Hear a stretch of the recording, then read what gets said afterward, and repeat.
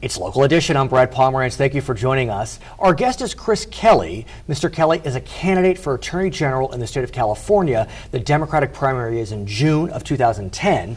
I'm glad you're here. What people may not know is also that you've recently taken leave from Facebook. Yes. You were a senior executive at Facebook. Yes. Why does someone who's at Facebook want to run for Attorney General? So I think that there's an incredible opportunity, Brad, to help change the state. We helped change the internet with Facebook. Yes, we did. And now the state's in trouble, and there's this opportunity is developed, and the Attorney General's role is going to be very important, both in reducing crime and reforming the government. Well, let's talk about how the state is in trouble, because one of the areas that it's in most trouble is prisons. Mm-hmm. In 1988, there were 76,000 prisoners. Today, there are 170,000 prisoners. Mm-hmm. We are way over capacity. Mm-hmm. There's a federal court who is insisting that about 40,000 prisoners be released. Mm-hmm. Where do you come down on this issue? Well, it's not clear that they ultimately have the authority to do that, and Attorney General Brown has taken this up to the Supreme Court, and we'll see what happens as that goes on. But obviously, I think that we need to avoid the release of 40,000 convicted felons from state prison.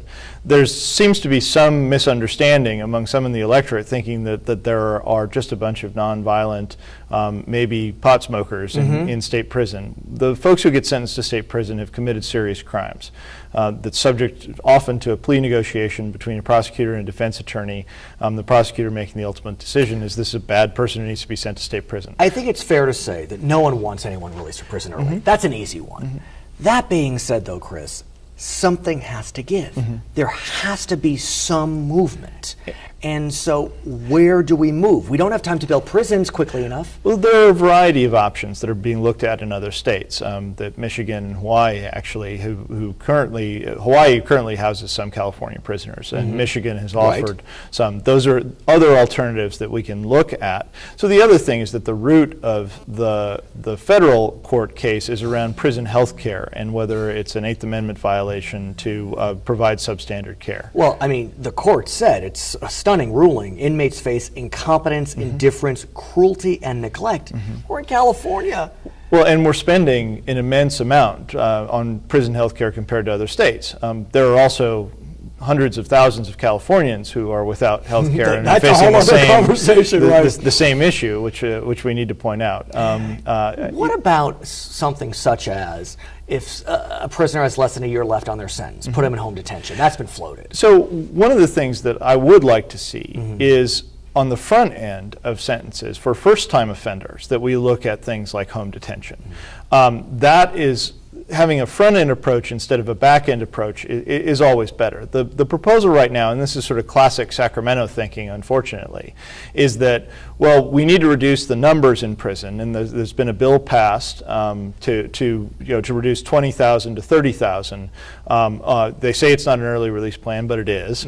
That just won't work. We've got to look at this from a front end and a strategic perspective rather than as a budgetary problem to solve with accounting gimmicks. What about the issue of parole?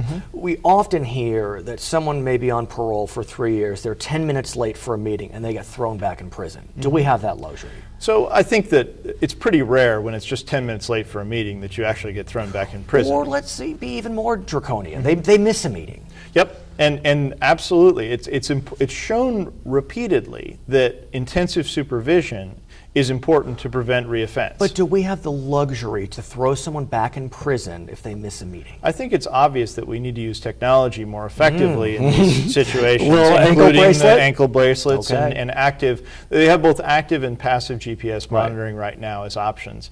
And ultimately, the deployment of technology is the key to this. Chris, thanks for joining us. Thank you very much, Brad. For Local Edition, I'm Brad Pomerance. Back to CNN HLN.